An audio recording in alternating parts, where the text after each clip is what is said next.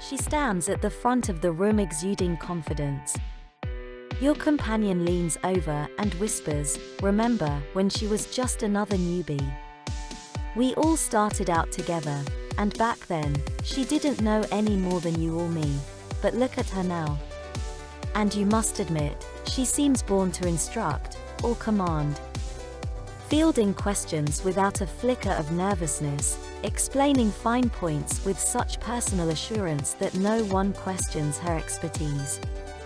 A natural leader. Of course, in the back of your mind there's still a touch of reserve. She's not explaining anything you couldn't. But you must admit, she just seems so doggone comfortable up there, so natural.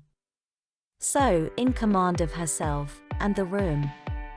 Her confidence, however, which today seems so sure and unshakable, was almost certainly cast in a crucible of the same insecurities and self-doubts you face every day. In other words, that natural leader was made, not born. Ever ask yourself why so many giant corporations invest so much money in books, tapes, seminars, and coaching to train their people in leadership? Obviously, there are many more slots for leaders than there are people to fill them. It's also obvious those huge companies aren't waiting around for enough leaders to be born. They create their own supply. But that is only the first step in what we will be talking about here. Someone who rises to become an authority figure in any field, what are they but a leader, an opinion leader? Furthermore, if they can manage to get themselves accepted as a leader in their industry, you could do the same thing. We know that certain life experiences tend to spontaneously develop leadership qualities. If you have children, your parents probably watched as the birth of your firstborn threw you headlong into an exciting, scary new job, raising a baby. Remember that first child, and how uncertain you were during your initial few weeks as a new parent. Now fast forward 2 or 3 more kids. You are now a seasoned pro. You've become increasingly confident as you've carried out the daily routine of being a mother or father. Of course, you're so close to the day-to-day experience that you may not have noticed the growth happening. You may still feel unsure and insecure inside. But ask your parents if they've seen any change in you. Parenting, however, is not the only role that will stretch you. Any new role will cause you to grow, to expand your capabilities and your skills. Eventually you'll gain increased confidence in your ability to get the job done. As you fill any new role, you gradually gain a certainty about your actions and decisions that you were lacking when you began.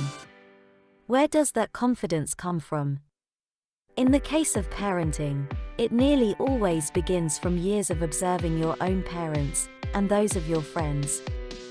You model what you have seen. Then stir in a lot of on-the-job training.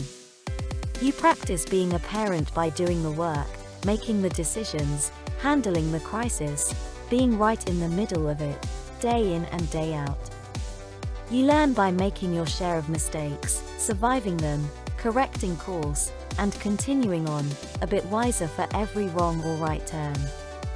To your kids, you're the boss. And you gained that stature simply by wading in and doing it. You made some goof-ups along the way, of course, but you also learned from most of them, so now you carry a degree of self-assurance as you manage your family. Within the small community of the family group, you are an authority figure. Now let's take that principle and put it to work in your career. Given a little time and some concentrated effort, we can actually make you an authority figure on any subject, in literally any community, professional or social, by going through the same kind of process a new parent faces. You simply dive in and start functioning at a level you think is over your head. You force yourself to stretch.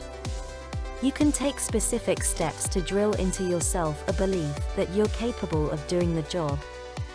Those steps take you to where you begin seeing yourself as an authority.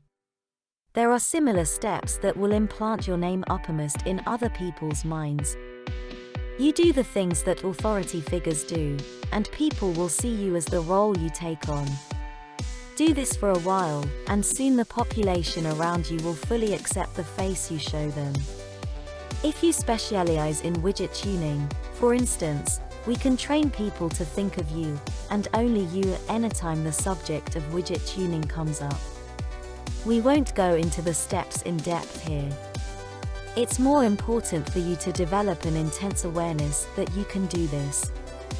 Bob Bly, in his book, Become a Recognized Authority in Your Field in 60 Days or Less, says, people are gurus, recognized authorities in their fields. Because of their guru status, they enjoy greater visibility and reputation than their peers, not to mention more success, income, and wealth. But they are gurus not because they are more talented or successful, or because their performance and track record are superior. Instead, they gained their guru status through self-promotion and publicity. That is, they are gurus not because they are great at what they do, but because they are great at selling and marketing themselves and what they do. Clearly, technical expertise is important. But that is not the crucial factor in this arena. Your field, whether widget tuning or nuclear physics, will have many superbly qualified experts. But the most technically qualified person may not have the temperament or personal qualities to be teaching guru or authority figure. So, what am I getting at with all this talk about gurus and industry leaders? It should be obvious, but in case it's not, let's spell it out. To become a technical whiz in your field, you study the technical stuff. Do that long enough and intensely enough, and you become an expert's expert. But if you yearn to become a highly visible spokesman, an authority figure in your industry, you'll need to study and practice other skills. Skills like those outlined by Bly in his book. These include writing articles, writing books, producing and selling information products, publishing a newsletter or ESIN, making speeches, giving seminars, conducting a public relations campaign, using the internet.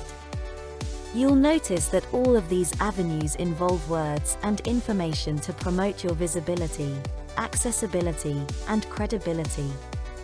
Two final steps in Bly's outline are achieve critical mass and maintain guru status. These entails building and keeping your momentum through a steady program. In a word, persistence. You take these new skills and dive on in, start doing them, even if it feels like you are in over your head, sort of like the new parent feeling. And you keep on doing them. However, when we take the task of becoming an authority figure and break it down into logical steps, it really isn't so complicated. It's only a bit different from the job you're doing now. Cultivating visibility and public awareness. Why? That sounds like plain old marketing, doesn't it? Marketing ourselves as a sort of name brand product.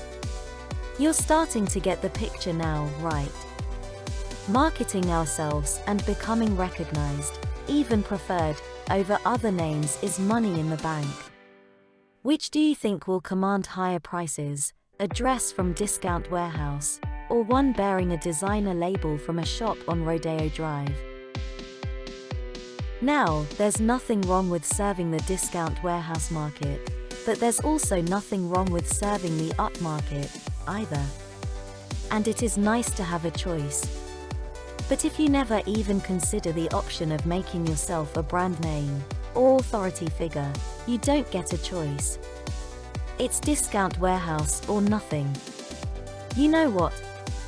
Down there at the low end of the market, that's where the bulk of the competition is. There are 1,000 discount warehouses selling what you sell.